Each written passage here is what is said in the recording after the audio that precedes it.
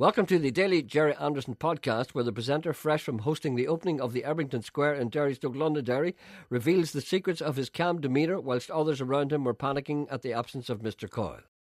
And the First Minister and the Deputy First Minister were there to perform the opening ceremony. There was thousands of people there. I noticed you weren't there. I believe both gentlemen were asking about me. Yes, indeed, the First Minister. Yes, the First Minister said to me, he said, "Where's Mr. Coyle?" I said, "He's watching Judge Judy." And he started to laugh. I said, "No, he really is watching Judge Judy." And what were you doing last night? Watching Judge Judy. Exactly. I did. Would I lie to the First Minister? No. That's perjury. You can be thrown away in jail for that. Well, you should have come down. You missed a great night. Couldn't. No, you couldn't. Why couldn't you? I couldn't. I was look at me. You're not well. Look at me today. I think that would have killed you if you'd been there last night, because it was a very so cold night. Yes. I couldn't go out. Do you know what I had to do? I was down there yesterday morning doing a small radio programme from there. It's a very exposed area on the end of the Peace Bridge. It's a wonderful area, and I encourage people to go over and have a look at it. It's so open now to the public. Well, I went over there yesterday morning, and I noticed there was a stiff breeze blowing in off the Foyle, straight from the Arctic. And I went up the leg of my trousers. I said to myself, now, it's going to be cold here tonight. And it was cold. Do you know what I did yesterday, first thing? I went to a well-known wholesaler's. I bought myself a pair of long johns, thermal underwear, and vest with long sleeves. I don't believe you. I did. And I put them on. How did you buy them? How did you go into the shop? No, but you don't know anything. You don't know where to get stuff. No, you but just go and you it's buying them. Was it a girl, sir? Here, yes. Let me tell you how to do it. You go to a shop. It's an outlet, okay? Yeah, but was there other people in it? There were other people. They're called customers. And they walk around and they look at stuff. And if they like a thing, they go up to the reception, or what you call the box office, whatever you call the thing, and they say, "I'll have this, please." And they say, "Well, that'll be €10, or whatever it is, the currency." Yeah. Did you hold them up and look at them? No, there's sizes on them. You know what size you are. I know what size I am. Did they come in a box? No, they come in a little plastic thing. They sit there. What? You lift them off the thing. There's medium, large and small, and extra large. And I lifted the medium, and I said, "That'll fit me," because from past experience, I know that I'm a medium. Following last night's performance, the presenter is fending off offers to open squares from Moscow to Peking and other capital cities. No matter the weather, he will be prepared. It's a skill. The man with the microphone cannot come on wearing a coat because he looks as if he doesn't belong there. The man who's the master of ceremonies must always be looking smart and must have a suit on. Not necessarily coat and tie, but he has to look sharp. And I was looking sharp, and Martin McGuinness, the Deputy Minister, got up and said, "Will somebody give Gerry Anderson a coat?" He said that on the stage, and everyone laughed. But they didn't know what I knew. I wasn't cold, because I was wearing thermal underwear. And I was able to stand there. You had Manny's knickers on? Your Uncle Manny's? My uncle... No, these are new ones. He threw his away when they became brown. Anyway, I'm standing on the stage, and people are saying, "Look at him standing up there, immune to the wind and rain, immune to the Arctic howl of the wind. Look at him standing there, noble, proud, hair flying in the wind. Look at him, feels no cold, feels no pain, because you know why? He's doing it for his city. And also, what they don't know, he's wearing thermal underwear, and therefore nothing can reach him. Nothing can get at him." You see, you should learn from me. You see, you don't like me, but just because you despise me so much that you don't realise... I do not. You do. I'm you can't understand how I go into a shop and buy something. I know.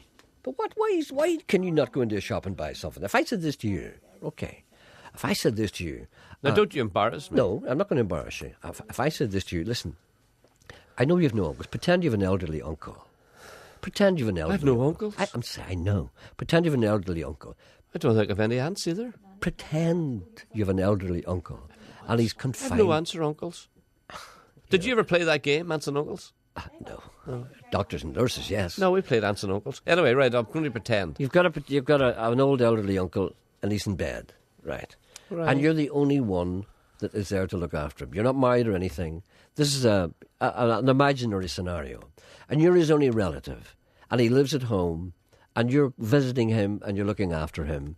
And you're doing the best you can because you're his only living relative. And you've no daughters or wives or anything. It's just me and him? Just you and him. Okay. You know, and you discover that he needs a Poe.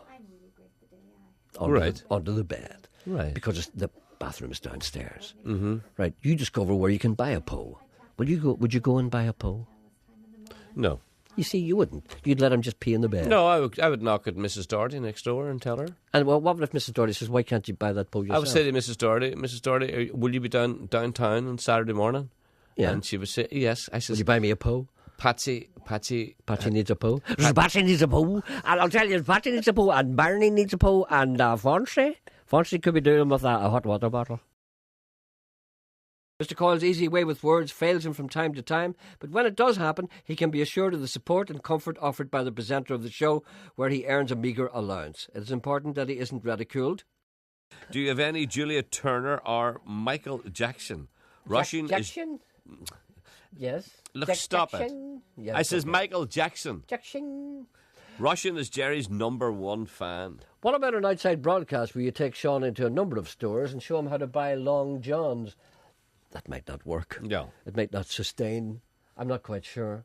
Maybe perhaps you could try that. But, I don't know. You're the sort of boy that wouldn't feel at all embarrassed or awkward walking through girls' things. I often do that. I thought that. In Debenhams, I often walk through Yes. the girls' underwear section just to see what's happening. I thought that. And you would And I always walk through Boots as well because it's a shortcut and I like going through. I like looking at the girls who are working in the counters because the girls in Boots are lovely. They're beautiful. And I just like, not in any, lecherous way. I like beauty. I'm not like you. You despise beauty because you know you'll never have it. I've had beauty. I love beauty. I just look at, I like looking at lovely girls. It's Father Ted. I like looking at beautiful girls, not in any lecherous way. I just like Well, it. in your opinion, it's not lectures, but how do girls feel? A guy standing looking at them, like a fella standing in the middle of girls' underwear. You understand? You're standing No, there. I'm not. I don't do surrounded that. by rails and rails I don't do that. of nicky-nacky news, and there you are looking over the rail. No, I don't do at that. a girl. I don't do that. What is I a just girl glance. thing? I just glance at somebody. Well, when do you look at them? No, sometimes girls are too sensitive, but sometimes the liberated ones, sometimes they take exception. Now, something happened to me the other day. I was standing in a supermarket and a girl passed me. A woman, actually, of some age. And she walked past me and she said a belated hello. And she went, oh, hello. And I looked past her and I said, oh, hello. And she looked at me. And then she stopped and she came back. She said, is that the way you look after people when they say hello? In other words, you're checking me out, aren't you? And I said to her, well, you said hello and I turned round. Is that a crime? Well, girls do that. When a girl walks past another girl, the girl will take her from the feet up. Wasn't that right? The head down, just look her up and down. How do you know? I'm told. Where is Fintona? Is a cry that's been heard in many kitchens, garages and offices across the Radio Ulster heartland. Has it been moved? Where was it? Did someone take it home? Will it be bypassed by the new A5? Does anyone care apart from Coilus Interruptus? By the way, you can get Donna Taggart's CD in McQuaid's News Agent in Yes. Fintona. Where's Fintona? Near Oma. Where? Well, you go through Oma and then you go straight on and then you But go... is it on the way to Dublin? Yes, if you're going to Enniskillen, yes. It's between... Where? No, tell me where. Clogher 5 Mile Town. Tell me where. Tell me how You to go through get to Oma. Fintona. Right? What do you go mean go through? Oma. All right, go through Oma You go now. through Oma and then you head in the direction of Enniskillen. Okay? Through Oma, Yes. go to Enniskillen. Yes. And is it parked in there somewhere between? On the way, you'll see a sign which says Fintona. You turn right and you go and you find Fintona, which is there. Is there a dance hall in Fintona? I really don't know. Well, and I do you know wonder- something? I don't care. No, but I thought perhaps it was one of your showband stops. It may have been. Who lives in Fintona that we know well? That's what I Derek don't... Mahaffey. Derek Mahaffey. Well, I think it's further than that. Further than what? It's Than not- what? It's further than Oma. It is further than Oma. It's past Oma. Yeah, but not too far. Yesterday I rang my husband, says Michelle, and I said, 3 of the girls in the office have just received flowers for Valentine's Day. They're absolutely gorgeous. My husband said, that's probably why they got them. A listener is unmoved by any claims of embarrassment or uneasiness over the procurement of underwear by the average man from Derry/Londonderry. Stand by for the first and an occasional series on Radio Ulster, Mr. Coyle's beratement. I'm on to berate that Coyle fella. Oh, good.